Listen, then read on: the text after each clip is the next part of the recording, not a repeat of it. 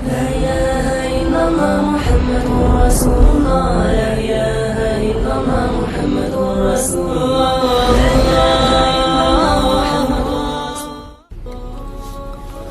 اللہ تعالیٰ نے جنت تیار کی ہے متقین کے لیے اور تقوی کے لیے بہت سارے زاویے ہیں جن کو کور کرنا پڑتا ہے.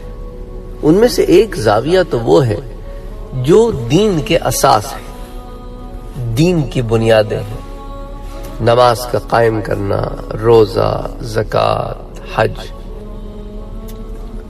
یہ تو دین کی بنیاد ہے.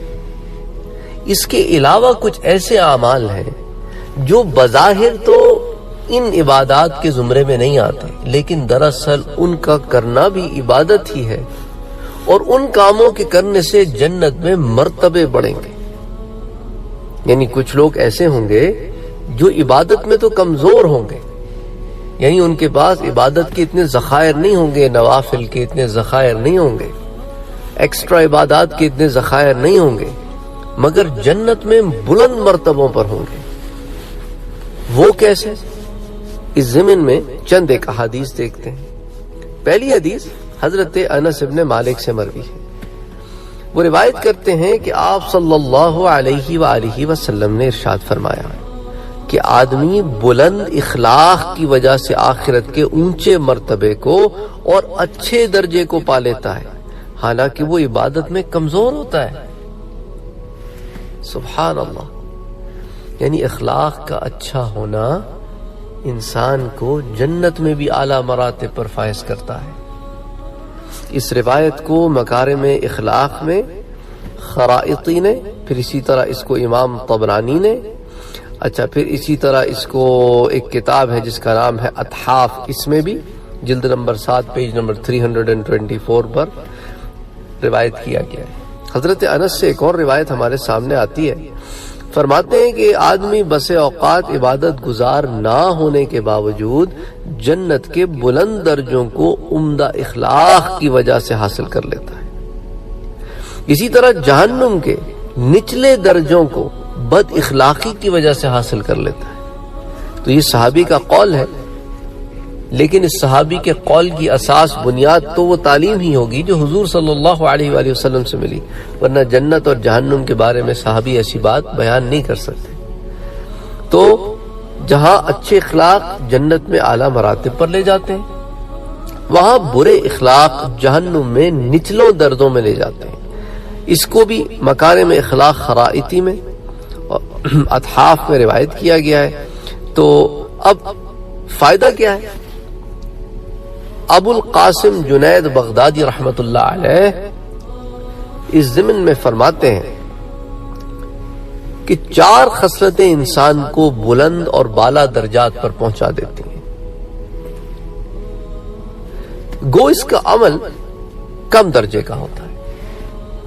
ایک حلم، اپنے اندر تحمل پیدا کرنا، ذرا کنٹین رہنا، چیزوں کو برداشت کرنا، فوراً ریاکٹ نہ کرنا، اوور ریاکٹ نہ کرنا، حلم. دوسرا سخاوت، انسان سخی ہو، دل کا غنی ہو، دل میں کنجوسی سختی نہ ہو. تیسرا تواضع، ہمبلنس، انکساری، لوگوں سے خندہ پیشانی سے ملنا، تواضع سے ملنا. غرور و تکبر اس کی ضد ہے، الٹ ہے. غرور نہ کرنا، کسی بھی وجہ سے اللہ تعالیٰ نے اگر تمہیں کوئی چیز عطا کی ہے جو دوسروں کے پاس کم ہے تو غرور نہ کرنا. اور چوتھی چیز اچھے اخلاق. یہی 4 چیزیں ہیں جن کی وجہ سے انسان کم عبادتوں کے باوجود آخرت میں جنت میں جائے گا تو مراتب اعلیٰ ہو جائیں گے. اور اگر ان چیزوں میں اس میں سختی ہوگی، کمی ہوگی، برائی ہوگی، تو جہنم میں جاتے ہی پھر اس کے درجات اور نیچے عذاب بڑھتے چلے جائیں گے. اسی طرح ابو العباس رحمت اللہ علیہ کہتے ہیں کہ کوئی شخص بلند و بالا درجات بغیر اچھے اخلاق کے نہیں پا سکتا. حضرت ابو العباس رحمت اللہ علیہ کے اس قول کو اتحاف کی جلد نمبر 7 صفحہ نمبر 425 پر نقل کیا گیا ہے۔ تو یہ بہت ضروری ہے ایک مسلمان کے لیے، اچھا مسلمان بننے کے لیے، کہ اس کے اخلاق اچھے ہوں۔ اور یہی وہ بیسک پرنسپلز ہیں جن پر صوفیاء کام کرتے تھے۔ جب بندے ان کے پاس آتے تھے، تعلیم لے کر آتے تھے یا بغیر تعلیم کے آتے تھے، ان کے یہ فاؤنڈنگ پرنسپلز ہوتے تھے شریعت کے بعد یا شریعت کے ساتھ، کہ انسان کے اخلاق اچھے ہوں۔ تو اس لیے ایسا ہو نہیں سکتا کہ کوئی آدمی تصوف کا کلیم کرے اور اس کے اخلاق خراب ہو۔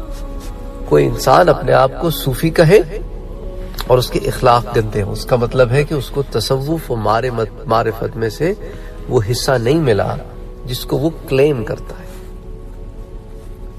تو اسی لیے اپنے اندر ایک مسلمان ہونے کی حیثیت سے اوصاف جمیلہ، اچھے خوبصورت اخلاق، گڈ ایٹیکیٹس، گڈ مینرز ہمیں اپنے اندر اڈاپٹ کرنے چاہیے، اور جو چیزیں بری ہیں وہ چھوڑ دیں، جو چیزیں اچھی ہیں ان کو اپنا لیں، آپ اچھے ہو جائیں گے۔ اگر آپ غیبت کرتے ہیں تو غیبت کرنا چھوڑ دیں اور دوسروں کی اچھائی بیان کریں۔ جھوٹ بولتے ہیں تو جھوٹ بولنا چھوڑ دیں اور سچ بولنا شروع کر دیں۔ گالی دیتے ہیں تو گالی دینا بند کر دیں اور اللہ کا ذکر ادا کریں۔ تو اب محنت تو کرنی پڑے گی نا، پرانی عادتیں ایسے تو نہیں چھوٹ جاتی، لیکن چھوڑنی ہوں گی کیونکہ جنت چاہیے نا۔ جب جنت کے مانگتے ہو تو پھر جنت کے لیے کام بھی تو کرنا پڑے گا نا۔ اللہ اکبر، اللہ اکبر۔ اللہ تعالی ہم سب کی مدد فرمائے۔ وما علینا الا البلاغ۔